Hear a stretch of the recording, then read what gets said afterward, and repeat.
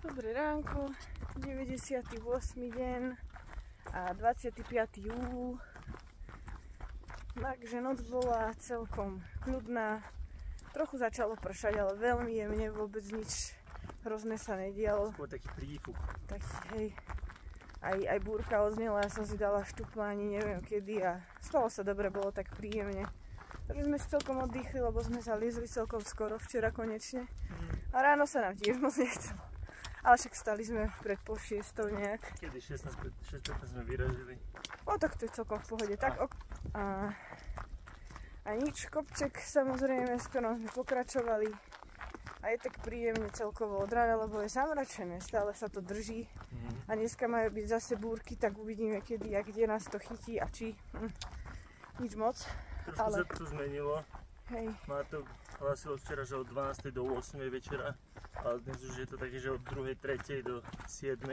Ale o to je intenzívnejšie. Ale tak možno, že nás to, však včera sa nám to celkom povyhýbalo. No. Možno sa to ešte pomení. Hej. Ale akurát teraz sme zahľadli v ďalke, že také spršky už sú, padajú. no. Takže uvidíme, Veselý ako to bude. Dnes ráno sme videli sovičku, veľmi peknú, to sme dlho nevideli, aj neviem, či vôbec nejak extra veľa. Potom sme prechádzali okolo kraviek. No prvé sme nevedeli, čo to húka z druhej strany. Hej no, ja, že čo to za jeleň a potom kravy. Zvončeky sme počuli. Aj zvončeky. No a ideme, teraz trošku padáme zase dole, ale je to tu také pekné. Také polokamenné, pololesy, polopopadané stromy. A ja som zahliadla pekne v kríčkoch takú hlavu. Tak sa otočím naspäť a hovorím, medveď. Ale bol akože asi 50 metrov od nás, alebo ho nestihol, hneď začal utekať preč. A kým ja zaostrím, tak... Škoda, ale videla som, podľa mňa to bol už dospelý maco. Ale nedišiel preč, no takže škoda, bo ho nevidel, iba niečo hneď sa stratilo v kríkoch. Tam taký myš pohyb. Hej. No, takže dneska máme také zvieratkové ráno, uvidíme ešte čo postretáme. Aby sme nezmokli ako zvieratka. To bude horšie. A čo, vôbec nevieme kam dojdeme, závisí jak to bude s počasím. A neviem, dnes má byť terén trošku náročnejší než včera, máme chodiť hore-dole, takže...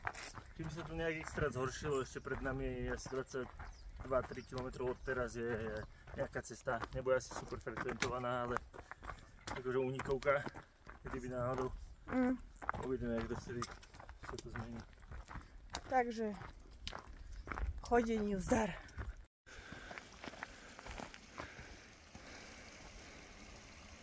Ale takže sme pokračovali, začala tam nejaká malá pasáž z horeného lesa. A cítili sme to prvé, než sme to videli. Nebolo to veľké, ale v okolí boli červené kamene, to sme sa celkom divili. Ale potom nám došlo, že vlastne však tie práškovanie, keď hasia tie požiare. A zvieratkovanie pokračovalo, lebo všade boli nejakí čipmankovia a veveričky a dokonca ešte aj srnky. Takže úplne zvieratkovský deň. Ešte aj na vode, keď sme ju zbrali, tak tam bola žaba. Sedela na prameni. No a došli sme na pauzičku s parádnym výhľadom. Tam sme si dali oddych, ale relatívne kratší. Iba pol hodinka, lebo dneska sme vedeli, že musíme trošku tlačiť. Lebo po obede začínajú búrky. Takže teda musíme nachodiť aspoň nejaké kilometre.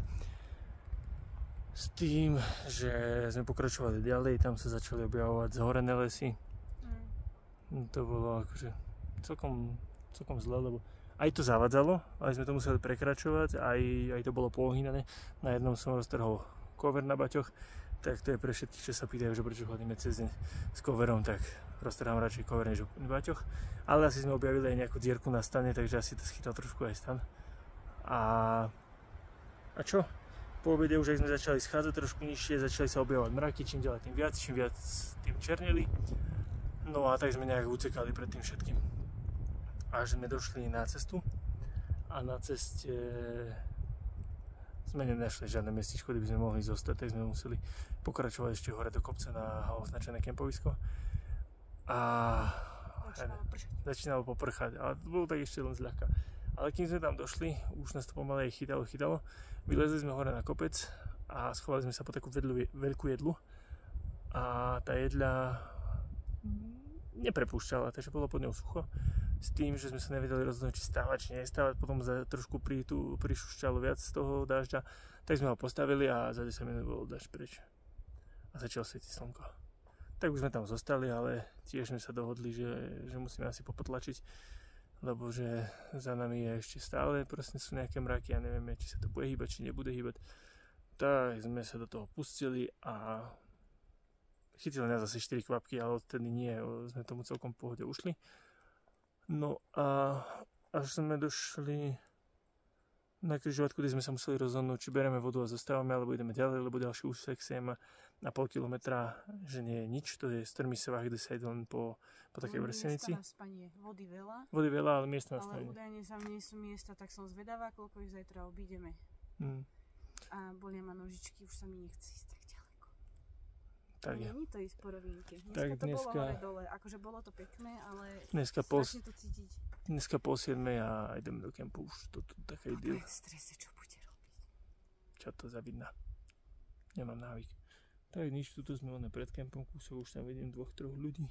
Tak hádam sa nám ujde nejaké mestičko. No, ešte aby sme nepokračovali. No. Poďme spať.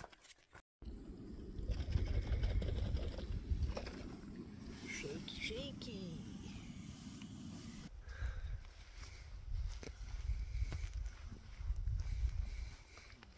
Dúha znamená dá. Ten kopec už ani není vidieť. Popi.